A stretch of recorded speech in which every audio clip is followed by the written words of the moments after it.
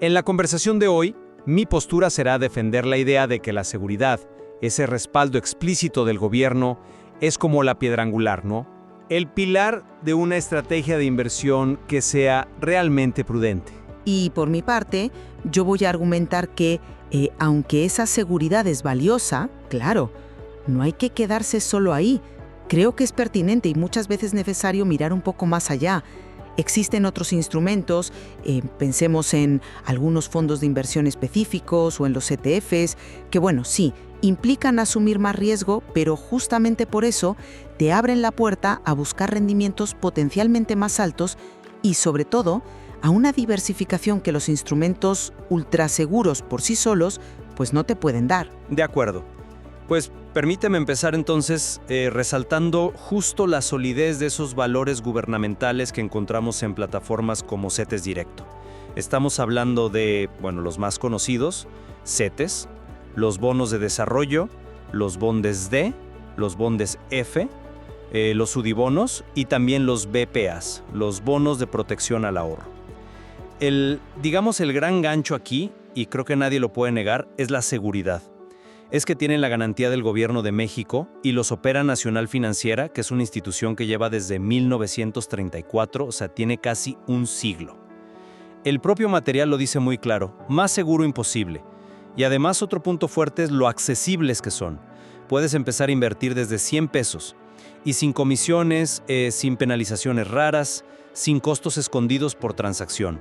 Esto pues le abre la puerta a muchísima gente, a pequeños ahorradores, y son muy versátiles. Si necesitas dinero rápido, para imprevistos, para gastos que ya sabes que vienen, tienes opciones como Bondía, que es un fondo de liquidez diaria, o los CETES a 28 días. Para metas un poquito más lejanas a mediano plazo, también hay opciones.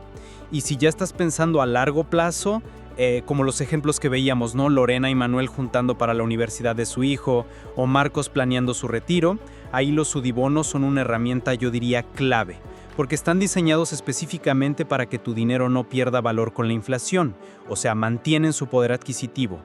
Mi punto principal es este. Para la gran mayoría de la gente, lo más sensato es proteger el capital inicial, minimizar el riesgo. Y por algo los CETES son la referencia, ¿no? La famosa tasa libre de riesgo en México. Entiendo perfectamente ese punto. Y sí, estoy de acuerdo, esa seguridad es una base fundamental. Nadie quiere perder el dinero que le costó trabajo ganar, ¿verdad? Sin embargo, hay que ver también las limitaciones de quedarse solo ahí, sobre todo si hablamos de crecer el dinero de verdad a largo plazo.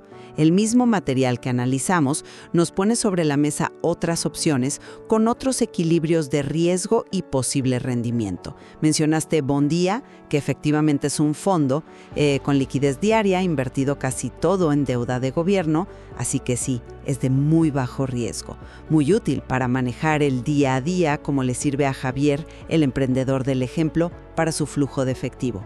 Ajá. Pero luego está, por ejemplo, Enerfin. Y este ya es otra cosa. Es un fondo de renta variable. ¿Qué quiere decir esto? Pues que invierte en una mezcla de deuda, pero también de acciones de empresas, específicamente del sector energético, tanto de México como del extranjero. Y el material es muy claro aquí, ¿eh? Al ser renta variable, puede tener ganancias, claro, pero también puede tener pérdidas. O sea, el capital no está garantizado. Y su liquidez, ojo, es mensual, no diaria como Bondía. Y luego tenemos los ETFs. Esas siglas en inglés que significan Exchange Traded Funds y que aquí a veces llamamos títulos referenciados.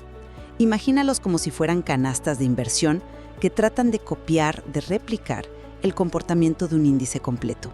Puede ser un índice de acciones, como el S&P 500 de Estados Unidos, que agrupa a las 500 empresas más grandes, o índices de bonos, de un sector en particular como tecnología o salud, o hasta de materias primas como el oro. Lo interesante es que estos ETFs se compran y venden en la bolsa de valores como si fueran una acción cualquiera. Y en México tenemos acceso a muchísimos ETFs internacionales a través del SIC, el Sistema Internacional de Cotizaciones. Es la plataforma de la bolsa que nos permite operar valores que están listados en otros países. Su gran ventaja, diría yo, es que permiten una diversificación enorme, incluso a nivel global, y generalmente con costos de administración bastante bajos. Esos costos se miden con algo que se llama TER, la tasa de gastos totales. Entonces, mi argumento es que gestionar el riesgo no significa solo evitarlo, sino entenderlo y, sobre todo, diversificarlo. Incluir de forma pensada, calculada, activos que se mueven más, que tienen más volatilidad, como los que puedes encontrar en Enerfin o en ciertos ETFs, muchas veces es necesario si quieres buscar un crecimiento que de verdad le gane a la inflación a largo plazo. Claro, claro. La idea de ganar más siempre suena bien, pero profundicemos un poco en qué significa ese riesgo en la práctica. Para muchos inversionistas, y pienso sobre todo en los que van empezando o los que están ahorrando para cosas muy importantes, muy vitales, el riesgo número uno es perder parte del dinero que pusieron. Los instrumentos como los CETES o los bonos M, pues al tener esa garantía directa del gobierno federal, te dan la máxima protección posible contra esa pérdida de capital. Y esa certidumbre, esa tranquilidad de saber que tu dinero base está seguro, tiene un valor enorme en sí misma. Pensemos otra vez en los ejemplos del material. Lorena y Manuel, ellos necesitan ese dinero sí o sí cuando su hijo vaya a la universidad en 18 años. Marcos lo va a necesitar para vivir cuando se jubile. No se pueden dar el lujo de, digamos, grandes sustos financieros. Incluso los UDIbonos, que sí nos protegen de la inflación porque su valor se ajusta con la UDI, la unidad de inversión, tampoco están 100% libres de riesgo. Si tú necesitaras venderlos antes de que venzan y justo en ese momento las tasas de interés en el mercado han subido mucho, podrías tener que venderlos a un precio menor del que esperabas. Entonces, saber que el gobierno respalda tu inversión principal te da una paz mental que para muchísima gente justifica totalmente obtener un rendimiento quizás un poco más modesto. De acuerdo. La protección del capital nominal, del dinero que pusiste inicialmente, es fundamental, nadie lo niega. Pero si nos quedamos solo con eso, estamos viendo como que solo la mitad de la película. Hay otro riesgo, uno más silencioso quizá, pero igual de real, el riesgo de inflación. Si tú guardas tu dinero debajo del colchón, pues sí, nominalmente sigues teniendo la misma cantidad, pero con el paso del tiempo, ese dinero compra menos cosas. Lo mismo puede pasar si tus inversiones seguras te dan un rendimiento que ni siquiera le gana a la inflación. En términos reales, tu dinero vale menos. Los UDIbonos y los BAPAS, los bonos de protección al ahorro, como bien dices, están justo diseñados para mitigar esto. Se ajustan con la inflación, ya sea vía la UDI o con tasas revisables. Son herramientas muy valiosas, sin duda, pero la pregunta clave ¿es suficiente solo protegerte de la inflación para alcanzar metas más ambiciosas a largo plazo? ETFs de acciones han demostrado tener un potencial de crecimiento a largo plazo superior. ¿Por qué?